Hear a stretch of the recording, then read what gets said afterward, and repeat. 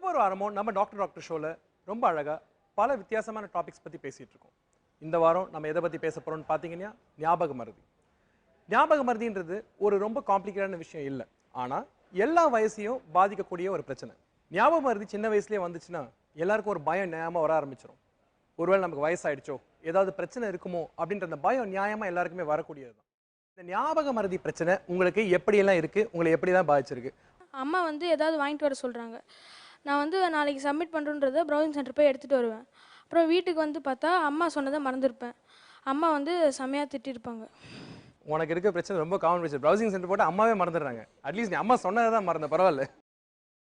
இப்போ ஒரு 10 வாக் ஒரு நாளைக்கு 10 வாக் இருக்குது அப்படின்னா என்னால் ஒரு 6 வாக்கை தான் ஞாபகம் வச்சுக்க முடியுது. இதுக்கு நான் நிறைய ரெமெடிஸ் பண்ணியிருக்கேன்.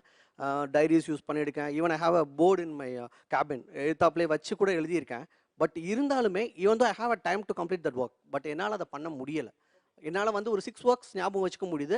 டைரியிலே எழுதியிருந்தா கூட அந்த ஒரு 4 ஒர்க்ஸை நான் மறந்துடுறேன். ஸோ சாதாரணமாக செஞ்சுட்டு இருந்த விஷயத்தை இப்போ செய்ய முடியல. கண்டிப்பாக. என் வீட்டிலேருந்து ஒரு 5 மினிட்ஸ் வாக்கபிள் டிஸ்டன்ஸ் தான் ஒரு டீ கடை இருக்குது. அங்கே தான் ரெகுலராக யூஸ்வலாக மார்னிங் எழுந்து போவேன். சில நேரம் பைக்ஸில் போவேன், சில நேரம் நடந்து போவேன். ஆனால் நடந்து போகிறது ஒரு அக்கேஷனால் தான் போவேன். ஆனால் நான் எப்போ பைக்கில் போகிறனோ திரும்பி நான் வரும்போது நான் வெறும் எம்டியாக நடந்தா வருவேன், பைக் எடுத்துகிட்டு வர மாட்டேன். அட கொடுமையை பைக்கே மறந்துடுவீங்க. பைக்கே மறந்துடாது. எப்போ அது ஆக்சுவலாக டீல மெய் மறந்துட்டீங்க போல இருக்கு, பைக்கே மறந்துடுறீங்க. ஓகே டாக்டர்ஸ், நீங்க மனித மூளையை நினைச்சு பார்த்து வியந்து ஆச்சரியப்பட்டு சந்தோஷப்பட்டு ரொம்ப ஒரு எக்ஸைட்டான ஒரு விஷயம் என்னது? இதோட ஸ்பெஷாலிட்டி அற்புதம் என்ன? அதாவது எல்லா விஷயத்தையும் ஞாபகம் வைக்காம தேவையான விஷயத்தையும் மட்டும் ஞாபகம் வைக்கிறது தான் பிரெயினோட மெயின். இது நம்ம பார்க்குற எல்லா விஷயமும், நல்ல விஷயம் கெட்ட விஷயம் எல்லாமே பிரெயினில் ஸ்டோர் ஆயிரும். ஒன்று கெமிக்கலாக ஸ்டோர் ஆயிரும், இல்லை எலக்ட்ரிக்கல் ஆக்டிவிட்டியாக ஸ்டோர் ஆகும். எங்கேயோ ஒரு இடத்துல இருந்துக்கிட்டே தான் இருக்கும். நீங்கள் சின்ன வயசில் நடந்த ஏதோ ஒரு விஷயத்தை கூட இன்னொரு விஷயம் ட்ரிகர் பண்ணால் அது உங்களுக்கு ஞாபகம் வந்துடும். It has got a enormous storing capacity. அதெல்லாம் வெவ்வேறு இடத்துல இருந்தாலும் எல்லாமே இன்டர் கனெக்டட். அதான் வெரி அமேசிங். நம்மளால இன்னும் புரிஞ்சிக்க முடியல அப்படின்றதே ஒரு ஆச்சரியம் இல்லைங்களா?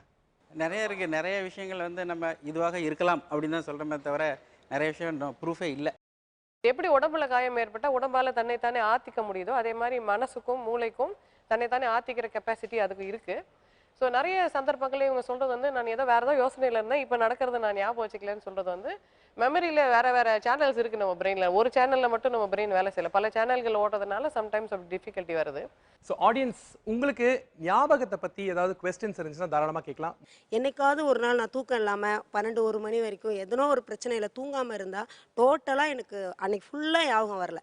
நல்லா தூங்கினா ஒரு சின்ன விஷயமா இருந்தாலும் சட்டுன்னு எனக்கு மைண்டில் வருது. தூக்கத்துக்கும் ஞாபகத்துக்கும் எதனா தொடர்பு இருக்குங்களா? நீங்கள் கரெக்டாக எக்ஸ்பிளைன் பண்ணியிருக்கீங்கம்மா. உங்கள் தூக்கத்துக்கும் உங்கள் ஞாபக சக்திக்கும் உங்கள் செயல்திறனும் கூட நேரடியாக சம்மந்தம் இருக்குது. நீங்கள் நல்லா தூங்கி ஃப்ரீயாக ஃபீல் பண்ணீங்க, ஃப்ரெஷ்ஷாக இருக்கீங்க. அடுத்த நாள் உங்கள் மூளையோட திங்கிங் கெப்பாசிட்டி வாக்கிங் கெப்பாசிட்டி அதிகமாக இருக்கும்போது உங்கள் செயல்திறன் அதிகமாகுது. நம்ம எப்போ வாழ்வியல் சம்மந்த சிக்கலில் ரொம்ப நெருக்கடியில் மாட்டிக்கிறோமோ அப்போ நம்ம மூளை என்ன நினைக்கிறோம், அந்த சிக்கல் தீர்க்கிறது தான் வாழ்க்கைக்கு ரொம்ப முக்கியமானது, அதை முதல்ல இந்த சிக்கலை தீர்த்துரு அப்புறம் மற்ற விஷயத்தை பார்க்கலான்னு அதை ப்ரையாரிட்டைஸ் பண்ணுறதுனால அவ்வளோ முக்கியம் இல்லைன்னு உங்கள் மூளை நினைக்கிற விஷயங்களை கவனம் செலுத்த மாட்டேங்க. இந்த வல்லாரைங்கிற கீரை சென்ட்ரலா ஏசியாட்டிக்கா அப்படின்னு சொல்லக்கூடிய இந்த மூலிகையில் இருக்கக்கூடிய சில தாவர நுண்பொருட்கள் மூளையில் சிந்திக்கக்கூடிய திறனையும் ஞாபகம் வைத்து கொள்ளக்கூடிய சில கெமிக்கல்களை உருவாக்குறதுல இந்த சென்ட்ரலா ஏசியாட்டிக்கு பயன் இருக்கு அப்படின்னு சொல்லி அறிவியல் பூர்வமாக இன்றைக்கு நிரூபிச்சிருக்காங்க. அதே மாதிரி பக்கோப்பா முனிரி அப்படின்னு சொல்லுவாங்க. இது பிரம்மி அப்படின்னு பேர், நீர் பிரம்மி அப்படிம்பாங்க. நவீன அறிவியல், நவீன தாவரவியல் விஞ்ஞானமும் சரி, இன்றைய மருந்தியல் உலகமும் இதில் பக்கோசாய்ட்ஸ் அப்படின்னு ஒரு தாவர பொருள் இருக்கு. அந்த பக்கோசாய்ட்ஸ் கண்டென்ட் நிறைய இருக்கிறதுனால மூளையில் சிந்திக்கிற திறனையும் நல்ல ஞாபகம் வைத்து கொள்ளக்கூடிய திறனையும் இது கொண்டு வருது அப்படின்னு சொல்லி இன்றைக்கு அதை ப்ரூவ் பண்ணியிருக்காங்க. இந்த அரிசிக்கு பேர் வால் உழுவை அரிசி அப்படின்னு பேர். இன்றைக்கு இந்த அரிசியிலிருந்து ஒரு அதனுடைய கெமிக்கலை பிரித்து எடுத்திருக்காங்க, பேனிகுலேட்டாம்பாங்க. அந்த பேனிகுலேட்டிக் ஆசிடை பிரித்து எடுத்து குழந்தைகளினுடைய இப்போ மூளை வளர்ச்சி இல்லாத குழந்தைகளுக்கு அவர்களுக்கு நல்ல அவங்களுடைய திறனை கூட்டுறதுக்கெல்லாம் உள்ள மருந்துகளுக்கு இன்றைக்கு நவீன அறிவியல் இதிலிருந்து மருந்து எடுத்திருக்காங்க. இந்த வாலுழுவை அரிசியிலிருந்து ஆங்கில மருத்துவத்தில் என்சப்பப்பால்லாம் ஒரு ட்ரக் உண்டு, அது மாதிரி இதனுடைய மருந்தை இன்றைக்கு எடுத்து மருந்தாக கொண்டு